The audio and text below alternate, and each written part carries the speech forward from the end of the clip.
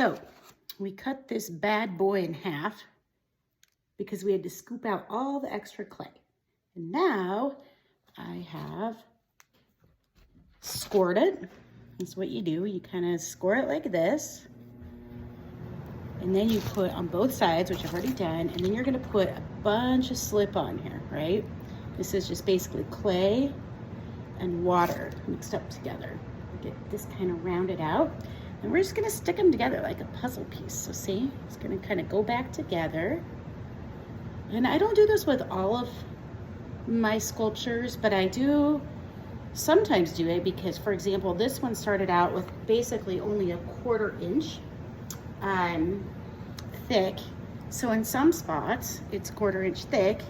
And in other spots, it's almost an inch thick. And so if I don't do this, then we're gonna have a real problem because it won't dry evenly and it will crack. So now, set this little guy down so that you can kind of see a little better what I'm doing. Now you can see this line. Obviously, we don't want that to be there and it can cause it to kind of crack open. So what we're gonna do is put a little extra piece of clay here, making sure that it's staying together like I want it to. I'm just gonna roll these little guys, oops, out. This is why it's a lot harder to do on camera.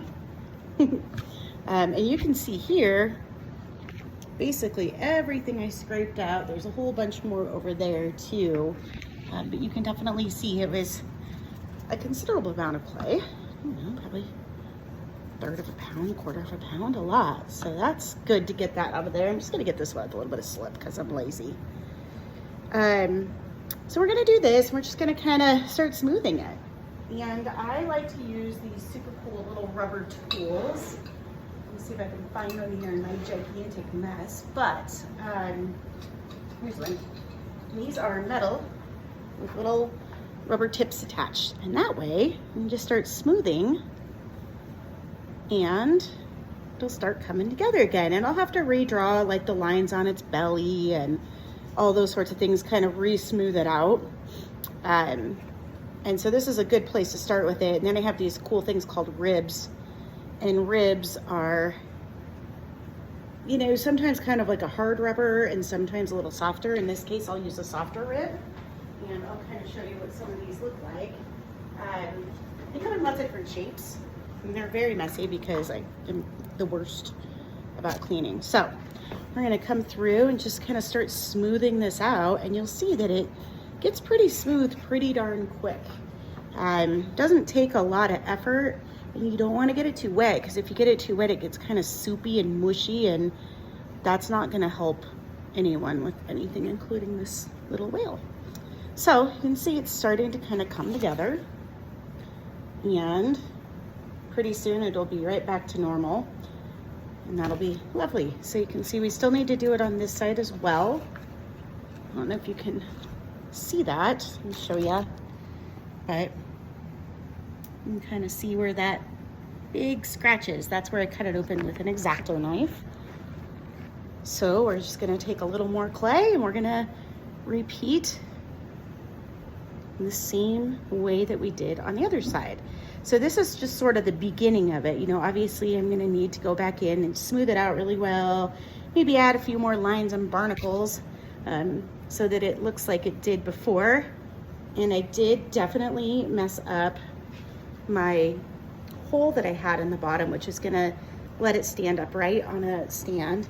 So I get to redo that too. So it's just kind of a little bit of a process. This guy took, I don't know, probably about 4.5 hours to sculpt so far, not counting what I'm doing now, and been working on it for probably, I don't know, 15 minutes, not too long, which is nice, that it doesn't take too long once you get to this point, maybe 20 minutes. I lose track of time when I'm in the basement working on this stuff. Rob will agree. He doesn't get to see me that much when I'm down here because I get sort of lost, and I sometimes have to set a timer so that I don't neglect my family because it's just really soothing. But then I miss them and I feel bad. So that's what we're doing now, is just kind of getting it all sorted out.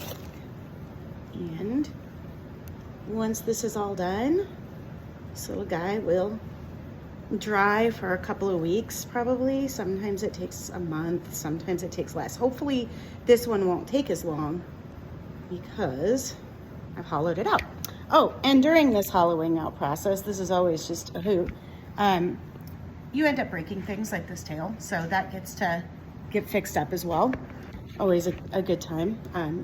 Hopefully it won't be too difficult to fix. Just a little water, maybe a little clay, just kind of rub it back and forth, and we'll put a little more clay on there just to give it some extra stability.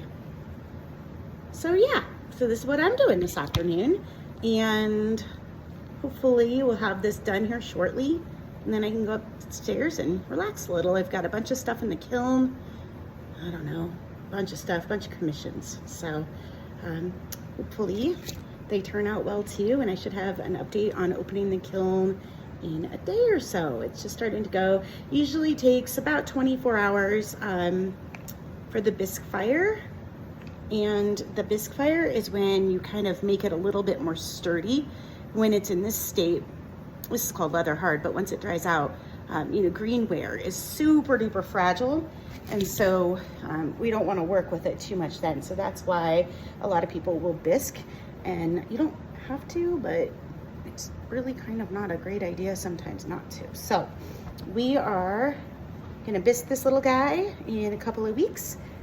And tomorrow I will open up the kiln for the stuff that's bisque firing now, and then we'll do some glazing. So I'll give you some final pictures of this later. Have a good day. Bye.